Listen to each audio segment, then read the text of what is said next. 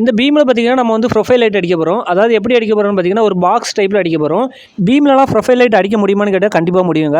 Fall சீலிங்கில் மட்டும்தான் போட முடியும்னு இல்லை, நம்ம வந்து செவர்லையும் அடிச்சுக்கலாம், நம்ம வந்து வாலில் அதாவது சீலிங்கில் அடிச்சுக்கலாம். இந்த மாதிரி பில்லரில் பீமில் எல்லா இடமும் அடிச்சுக்கலாம். நம்ம அடிக்கிறது பெருசு இல்லைங்க, அது வந்து டேமேஜ் இல்லாத அளவுக்கு அடித்தா தான் பார்க்கறதுக்கு ரொம்பவே நீட்டாக இருக்கும்.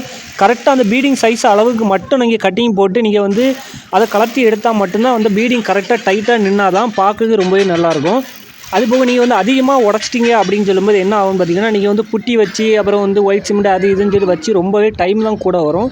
நீங்கள் கரெக்டாக நீங்கள் வந்து மிஷின் போட்டு கரெக்டாக வெட்டி நீங்கள் வச்சுட்டிங்கன்னா, நம்ம வந்து ட்ரில்லிங் மிஷின் வச்சு நம்ம வந்து 2 ஹோலை போட்டு நம்ம வந்து ஃபிஷர் ஸ்க்ரூ போட்டு முறிக்கிடலாம். இந்த பில்லரில் நம்ம வந்து மிஷின் ஓட்டியிருக்கிறத பார்த்தா அது உங்களுக்கு தெரியும், கரெக்டாக லெவலாக நூல் அடித்து கரெக்டாக ஓட்டியிருக்கும்.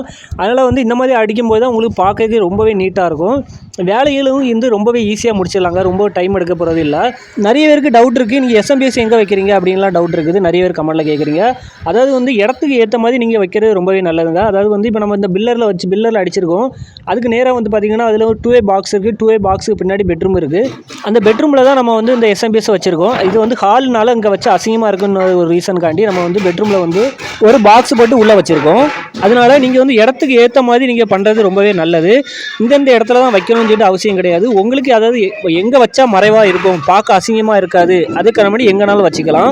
அதுக்குன்னு சொல்லிட்டு நம்ம வந்து இப்போ ஹாலில் அடிச்சிருப்போம், ஒரு 15 மீட்டருக்கு அப்புறம் வந்து நம்ம வந்து டிசி அடாப்டர் போட்டு அதுலேருந்து எடுத்துக்கொண்டு கொடுக்க முடியாதுங்க. ஒரு 5 மீட்ரு 6 மீட்ரு அந்த அளவுக்கு நம்ம வந்து ஒயர் போட்டு எக்ஸ்ட்ரா பண்ணிக்கலாம். அதுக்கு மேலே பண்ணிங்கும்போது பிரைட்னஸ் கம்மியாகும்.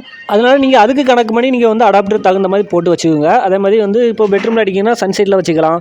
இப்போ ஹாலில் அடிக்கினா மட்டும்தான் வந்து நீங்கள் ஹோல் போட்டு நீங்கள் வந்து பக்கத்து ரூமில் வைக்கிற மாதிரி இருக்கும். அப்படி இல்லைனா வந்து மேலேயே வந்து ஒரு சின்ன ஒரு பாக்ஸ் அடித்து நீங்கள் கன்சீல் பண்ணி கூட வச்சுக்கலாம். அதுக்கான பண்ணி நீங்கள் வந்து வேலை பார்க்கறது ரொம்பவே நல்லாயிருக்கும்.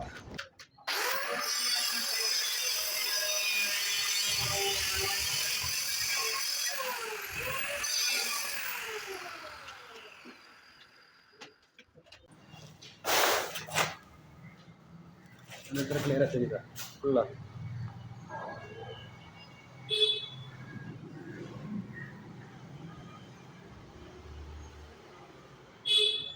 பிரைட்னஸ் கம்மி பண்ணி ஃபுல் டார்க்கில் எடுக்கணும்.